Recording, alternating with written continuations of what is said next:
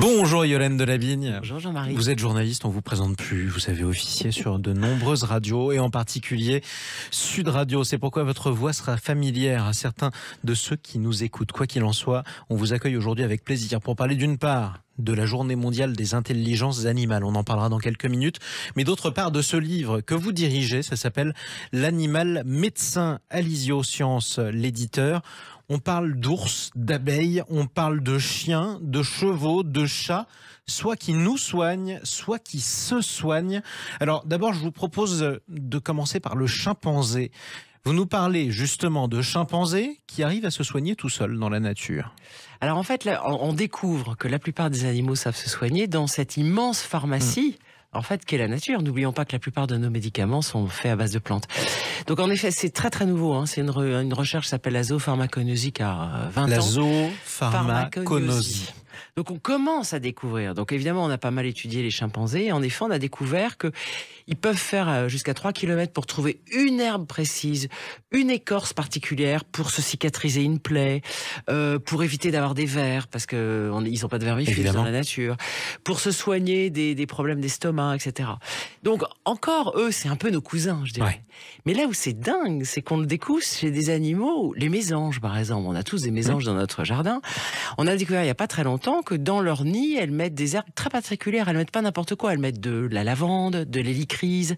On a travaillé beaucoup en Corse, de la menthe, parce qu'en fait, il y a des propriétés antivirales qui vont protéger leurs petits oisillons dans le nid. Et c'est quand même absolument formidable. Vous nous rappelez aussi que les animaux ont inspiré notre médecine et que notre médecine s'est inspirée elle-même, par exemple, de l'automédication des animaux. On peut parler des cétacés ? Alors les cétacés, on est vraiment au démarrage, mais on voit déjà que par exemple le cétacé, le problème d'un dauphin, par exemple, c'est qu'il a pas de main pour se gratter. Non. Et on est étonné parce qu'ils cicatrisent très bien. Ils ont très peu de plaies. Mais alors comment il fait ? Justement, les scientifiques se posent la question. Donc depuis quelque temps, on découvre qu'ils se font des bains de boue dans des boues particulières, qui les soignent pour se ôter. Le dauphin va au spa. Exactement. Ils se frottent contre certaines éponges et on a analysé les éponges. On a vu qu'il y avait des propriétés anti-inflammatoires, etc. Ils se frottent contre les galets. On les voit sur la plage, ils se frottent contre les galets. Je fais le geste avec, vous voyez, je fais la dauphine. Manque plus que le bruit de Flipper. Donc, mais là, on est tout à fait au démarrage. Mais c'est comme par exemple les papillons monarques. On a découvert que les papillons, quand elles ont certaines parasites, les femelles vont accoucher, enfin mettre bas, je sais pas comment on dit pour les papillons, sur certaines herbes, les asclépiades, parce que elles tuent ces parasites. C'est dingue. Quand il n'y a pas de parasites, elles vont n'importe où. Alors, on ne sait toujours pas si les animaux sont conscients de ces propriétés. Tout ce qu'on sait, en tout cas, c'est qu'ils le font et que ces pratiques se répètent. Alors c'est ça qui est génial, c'est qu'ils apprennent à leurs petits. Voilà. Et là on a fait il y a des expériences aux États-Unis passionnantes sur les moutons qui pourraient changer l'élevage. C'est-à-dire qu'on a mis des brebis malades, c'est pas très cool, mais bon. Et on s'est rendu compte qu'elles prenaient certaines herbes pour se soigner. On a refait la même chose avec leurs agneaux et les agneaux sont allés prendre ces herbes. Donc c'est-à-dire que les mémorisent. Voilà, ont appris à leurs petits. Et du coup pour l'élevage, ça permettrait peut-être un jour que les animaux ne soient pas soignés avec des antibiotiques, mais avec des herbes naturelles. En fait, c'est ça qui est génial, c'est que ça change complètement notre façon de vivre, en se disant que les animaux peuvent nous inspirer des médicaments. Et puis, vous savez, on arrive au fameux concept du One Health qu'on a vu avec la pandémie. C'est-à-dire que quand vous êtes malade, les animaux et les végétaux sont malades. Donc tout ça est lié. Donc il faut que les médecins travaillent avec les vétérinaires, etc.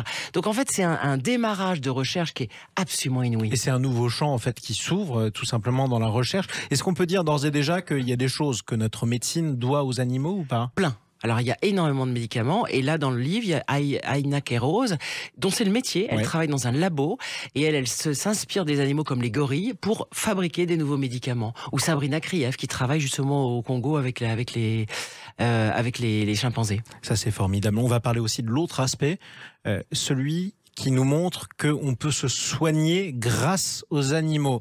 Alors, c'est un peu connu, on se sent bien quand on dorlote son chat ou alors son chien ou quand on voit un cheval. Et on sait aujourd'hui que c'est bon pour notre santé mentale, en fait. Absolument. Là, par exemple, on a le témoignage d'une enfant martyre qui dormait dans la cave avec des chats errants et elle a été tout le temps fracturée, cassée par sa mère, etc. C'était horrible, horrible. Et elle disait, c'est incroyable, les chats me faisaient du bien. Eh ben, on a découvert il y a peu de temps que la ronron-thérapie, le ronron, c'est des basses fréquences qui agissent sur votre cerveau et vos émotions. Alors, non seulement ça détend, mais on découvre maintenant réellement que ça cicatrise, ça aide la réparation des os. Et en fait, ça apporte énormément de choses. Donc, de caresser vos chats, messieurs, messieurs, dames, caressez-le, c'est bon pour votre santé. Faites des papouilles à votre chien aussi, le À votre meilleur chien ami, aussi, c'est ami de l'homme. pareil. Et C'est pareil. n'oublions pas aussi que le cheval a beaucoup d'empathie, c'est-à-dire que si vous n'allez pas bien, il le sent. Absolument, parce que le cheval, c'est un animal d'énergie. Donc, il va sentir votre énergie, si ce que vous pensez est vrai ou pas, et il va vous obliger à découvrir ce qu'il y a au fond de vous-même. Donc, Et d'un ça, point de c'est vue formidable. psychologique, il aide énormément. Les oui. animaux sont absolument formidables. C'est aussi pourquoi aujourd'hui, vous célébrez la journée mondiale des intelligences animales. Au programme, Yolène Delabigne. À la Cité des Sciences et de l'Industrie, c'est gratuit. On va parler de requins avec François Sarano, qui est un poète de la mer complètement extra. On va parler de perroquets avec une femme qui travaille justement avec des jeunes en difficulté avec des perroquets. Je crois qu'elle est unique en France. On va parler d'abeilles et puis on parlera justement des animaux médecins avec une table ronde avec 4 des contributeurs. Eh ben, on sera tous en bonne santé à la fin de cette journée. Espérons-le. Merci beaucoup. Alors, essayez de ronronner la prochaine fois si vous voulez me faire du bien. Merci beaucoup, en tout cas, Yolène Delavigne. Merci. Je rappelle la référence de votre ouvrage. Lisez-le d'ailleurs, parce que vous apprendrez plein de choses sur les animaux, ce qu'on leur doit et ce qu'on peut aussi obtenir grâce à eux. Ça s'appelle L'Animal Médecin. C'est publié chez Alizio Sciences et c'était dirigé par notre invité Yolène Delabigne. À bientôt. Merci.